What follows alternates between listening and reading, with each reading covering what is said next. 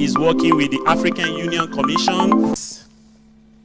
Now is working with the African Union Commission from 2016 to present, and is in charge of the development and implementation of African Outer Space Program, and also is the coordinator of Global Monitoring for Environment and Security Program. So I hope I've been able to say a bit about Dr. Ouattara, but I will just give the mic to him, and it will take you through space in Africa, the interesting landscape happening in Africa, and also it will remind you that Africa is not a country. Thank you very much. I don't know if you are hearing me. Yeah, good afternoon all. First of all, I was a little bit shy with that long biography. It's okay, I have to follow the protocol. I'm very happy to be with you, and I would like to thank all the authorities of the International Space University for inviting me, for giving us, we Africans, the opportunity to share with you some of the information we really, really would like to share with you. And in thinking of what I wanted to present to you, the only title that came to me is Africa is the new Eldorado for the space business. And through my presentation, I'll share a bit of information, because we are talking about 55 countries, and within 30 minutes, most of the time, it is not enough. But hoping that we'll have opportunities to meet, to discuss deeply in the upcoming months and years. And talking about exploration, I would like, through my presentation, to invite you to come and explore Africa with respect to the space matters. That being said, I would like also to mention two to three things. Africa is moving. Africa needs all of you. But you also need Africa, because we have a common goal. And sharing this word, facing some global issues together, sometimes there is a necessity, and even it is imposed on us to work and collaborate together. Africa is about 55 countries, as I said, 30 million. And the second largest in the world. But at the same time, Africa is about more than 1 billion inhabitants. And as you can see, the population has doubled within 25 years. And I promise you that we'll do better. We'll reduce the time frame. We'll double that in 10 years. And 17% of the population in 2016. Now, Africa is in space not because we want to afford the luxury or fashion thing. Space is a necessity for Africa. As your president said, Juan, Africa should learn from you, and Africa should not do the same journey as you did. Africa has to build on the success stories. Then, I'm coming from the African Union Commission. Quickly, the African Union Commission is the secretariat of the African Union. And the African Union is the equivalent of the European Commission. And the African Union is made up of the head of state and government of the 55 countries. Our role is to implement their decision and also to advise them with respect to the policy decisions. Then, without reading all these things here, you'll see that Africa is facing multifaceted issues. These issues are interlinked, and these issues go above the boundaries, national boundaries. And not only one government can tackle it. By nature, the issues in Africa are aligned with the nature of the space. Space is without limit. With space, we do not have boundaries. And with space, everything, I'm talking, all dreams are accepted.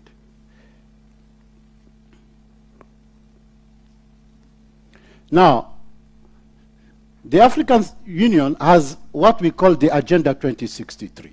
It is a book or a booklet in which we have all the priorities for the African development for the upcoming 50 years. And that Agenda 2063 is supported by what we call the implementation, 10-year implementation plan, which is the 10-year implementation plan, our compass for our current activities. I would like to give you quickly, and that one will be very quick, because I also want to give you the opportunity to raise some questions. I apologize for that, and I hope you can understand that I'm speeding. I will invite you, it is not an advertisement, to read a publication made this year by Space in Africa on the African Space Industry Annual Report. We will learn a lot, and you can be surprised. And the numbers you are seeing here, for us, are estimated, I would say, in a conservative way, since the statistics in Africa, you can understand that we do not have all the tools to have the, accurate amount. But the amounts here, the numbers here are, from my understanding, below what it could be. In Africa, what you are seeing is a healthy growing satellite market. From 1998 to 2019, this is the picture you have, 35 satellites. And I will tell you that this progress or this growth will continue and will explode. Now, I will quickly talk about the 4 segments, because in Africa, in our African space policy, I'll talk about that later, we split space in 4 segments: Earth observation, navigation, positioning, and timing for some, and satellite and communication, and astronomy and space science. Earth observation is the well-known and most used space segment in Africa, and it has started 30 to 40, even 50 years ago. And that is the landscape. This is why we are talking about the Eldorado. There are several activities going on in Africa, and our role is to coordinate, to better align that with the priorities. And we'll have time to talk about that. Satellite communication. The satellite communication will completely and fully unlock the development of Africa. We are talking about 1 billion inhabitants. And you know all that in Africa, the connectivity is weak. I would say the weakest in the world. Instead of having the ground infrastructure like you had here in 50s, in Africa, we are counting on the space technologies to make that kind of big jump. Meaning, we want to use the same thing like the mobiles in Africa.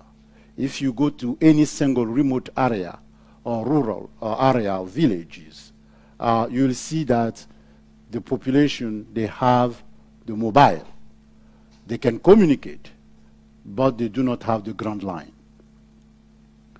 And quickly, you'll see that the operators, the main operators in Africa are not Africans. They are private sectors coming from abroad. Intelsat, SES, says, Eutelsat, and the African operators, you have Nigeria with Nigecomsat, you have Nilesat with Egypt, and you also have an initiative which is now a little bit, I would say not too active, which is Rascomstar, which was a kind of regional approach. And we have some emergent operators coming, O3B and Aventi. Now, when I was saying that the telecommunication, satellite telecommunication will unlock the African development, look at that picture coming from McKinsey report 2013, showing how Africa is a big market, how the opportunity for space satellite telecom is very important. Navigation and positioning. In summary, I will tell you that this area is almost empty with respect to the needs. There is a lot to do. The only presence of the navigation and positioning is in the transportation, I would say, you know, and the aviation is using it, but at the same time, they need to increase the use of navigation and positioning. Then you have some schools in these areas, one in Nigeria, one also in Morocco, established by the United Nations. Then astronomy, when we talk about astronomy, in Africa we look at quickly the square kilometer array, which is a reality in South Africa. It is the world's largest radio telecom. Again, in this area there is a lot to do. And after presenting the 4 segments, I just want to mention about the challenges we are facing in Africa. First of all, it is the worldwide weakest connectivity. Secondly, the digital infrastructures. We do not have too much in Africa. And the funding, the investment in space is very low, even is missing. Above all that, and I would say, where Africa really is in need and will focus the effort is the human capital development. And talking about human capital development, we'll have the opportunity to discuss with your president, to see together with the International Space University what we can do. That is one of the channels we can explore, among others.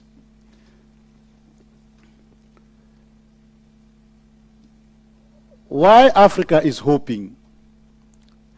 Someone was talking about the democratization of the space.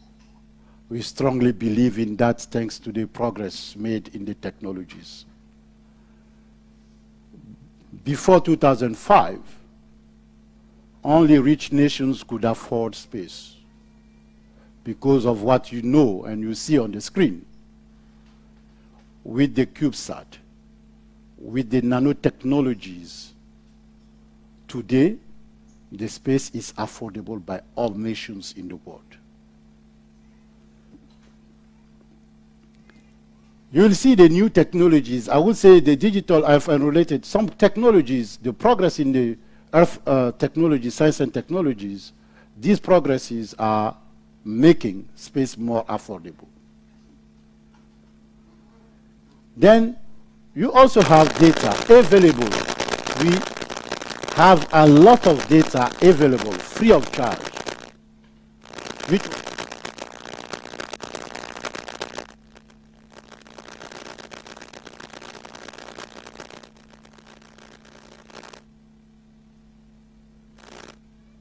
it's okay.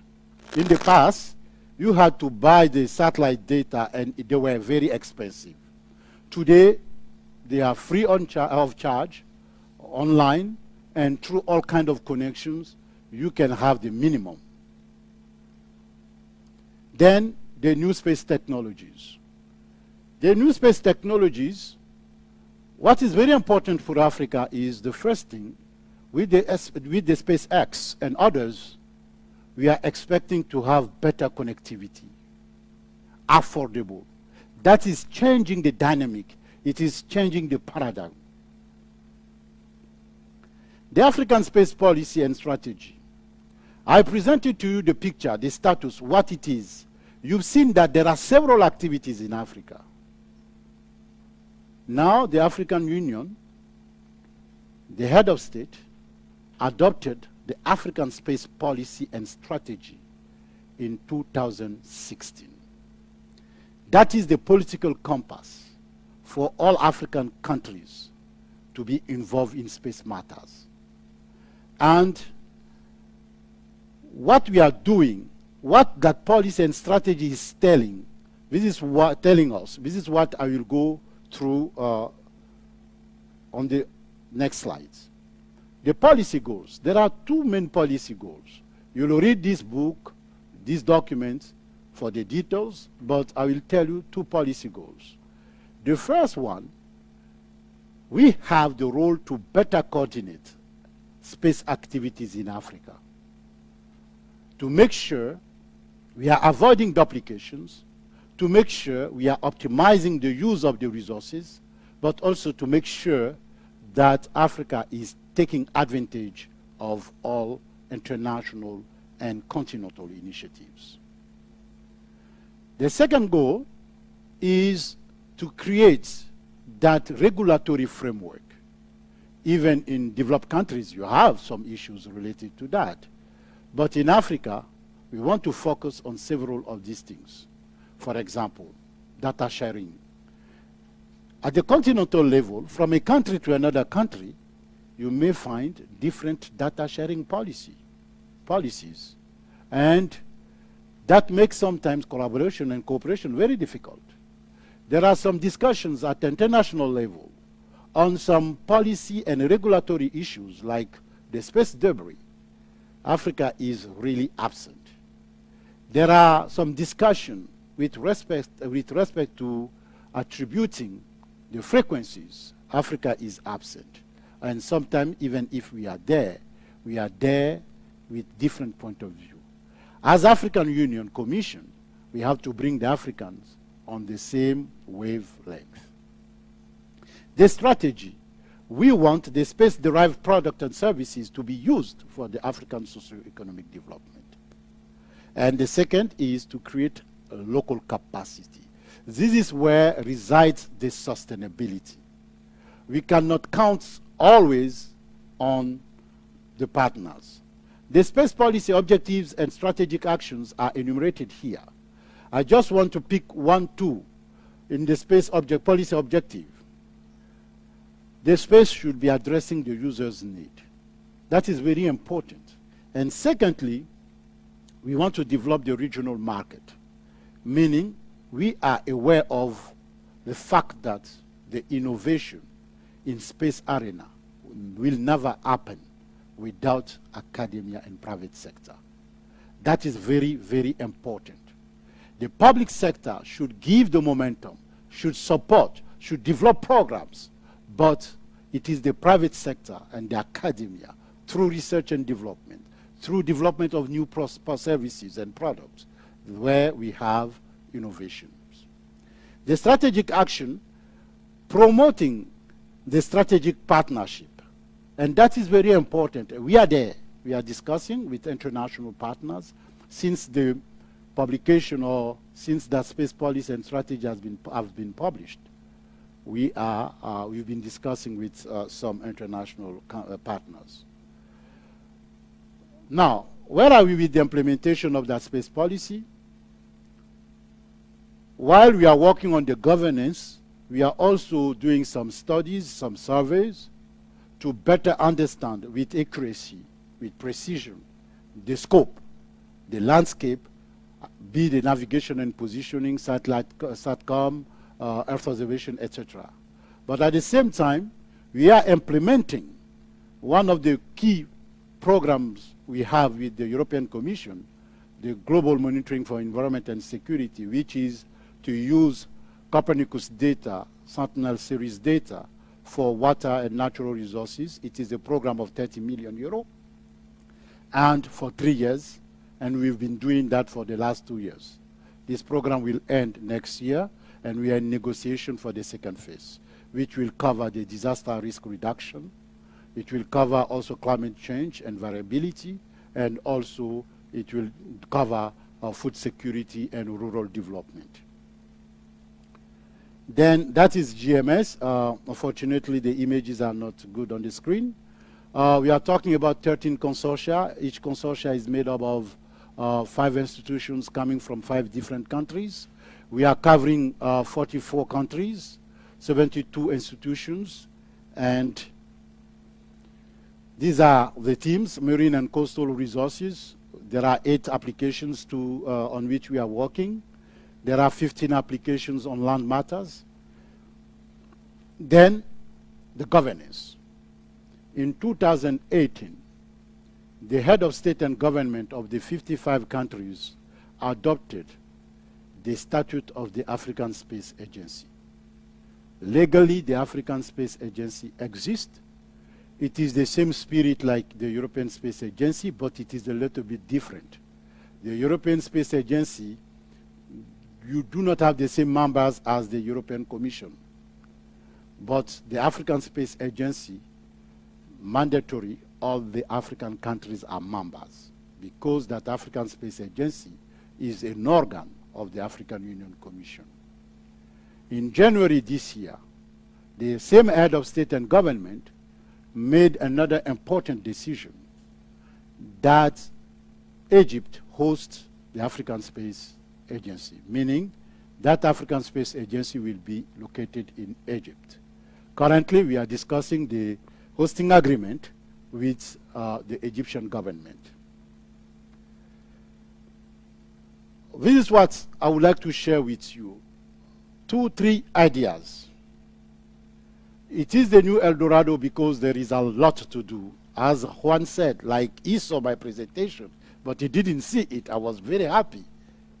There is a lot to do, but we strongly believe, based on my modest experience in North America, that Africa should not start from the scratch. We have to build on success stories around the world. Therefore, those who made that success stories, they have to come to share the stories with Africa. It is clear that the African Space Agency will play the continental role, the coordination role. It will not play a national role, because you have the national space agencies, powerful ones in Africa, and we want to strengthen them. We want to make sure that what they are doing that together.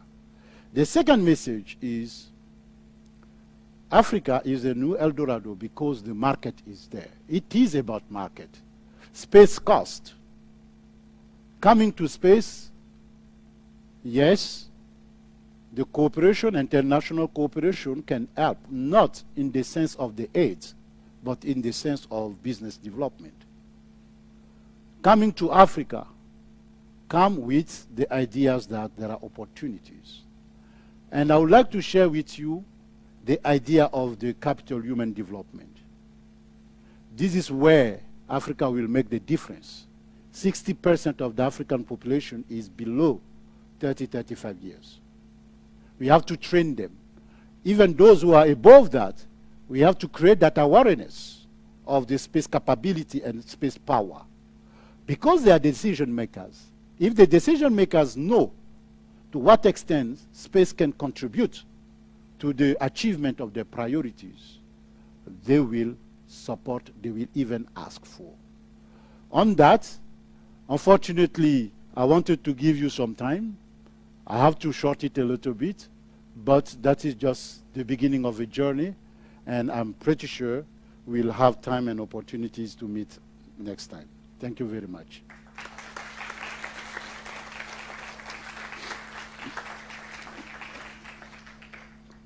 Yeah. Thank you very much, Dr. Ouattara. Thank you very much, Dr. Ouattara. I think he would like to answer some questions, maybe 3 or 4 questions from the audience, if there is any.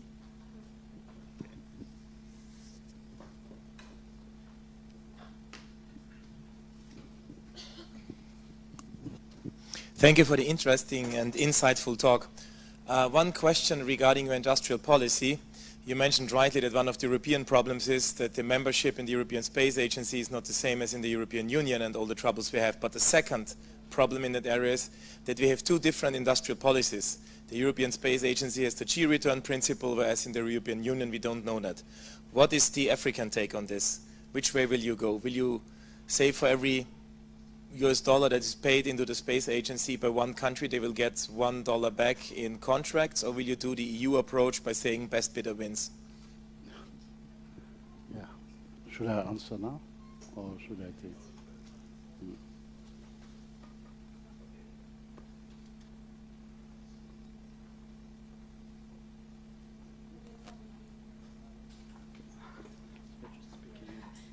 Really?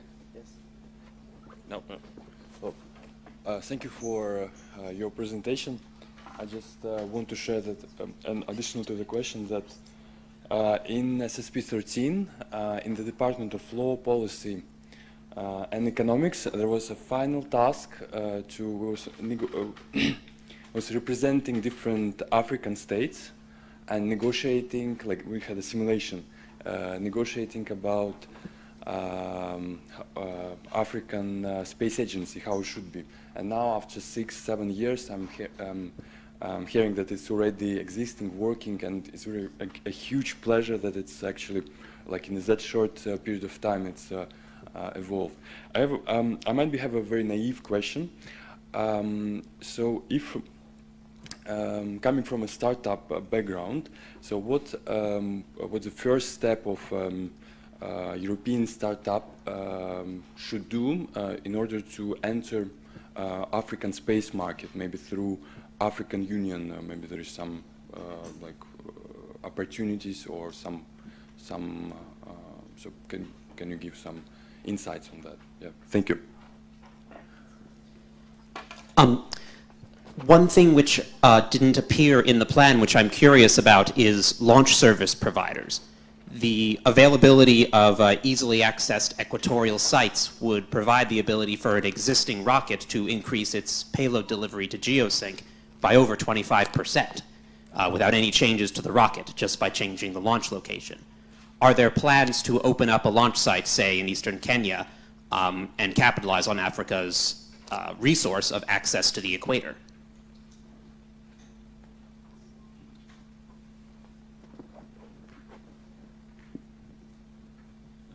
Yeah, so thank you for the talk. I just want to ask you, how are you going to deal with capital flight? So at the moment, most of the space sector is in Europe, America, and not so much in Africa. So you're going to have a lot of money flowing out of Africa to use space assets, and not necessarily going into Africa. So how are you going to address this?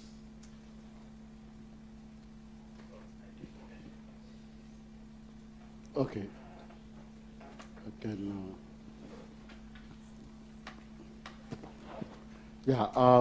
Yeah, thank you for your questions. Very good and relevant questions. I would say I'm in a very good position because, in Europe you have a long history. In Africa, it is empty. Then the industrial space policy, for now, it is to create the local capacity. What does it mean? We encourage partners to come. But in coming, you have to keep in mind that you have to have some sustainable actions on the ground to build the capacity in the continent. You don't come and do it and go back. Even for yourself, it is not sustainable. I'll tell you something. When people know your product and services, this is what they will use. But when you come and you do it and you go back, don't forget one thing. The process in the history sometimes cannot go back. People are being trained. For example, there are many Africans that have been trained abroad. And these people, they know how to do it. When you come back, they don't want to be in business with you. That is just pure business practice. Now the policy we have, which is embedded in the African space policy for now, is to encourage the private sector to come, but also to work with some private sectors in Africa to strengthen them, or even to create, I would say, some branches in Africa in such a way the capacity is in the continent. Then, for now, we do not have that duplication or that two ways of dealing with the industrial space policy.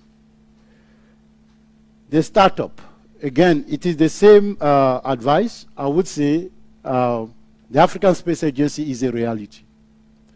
And we know that space is a cross-cutting matter.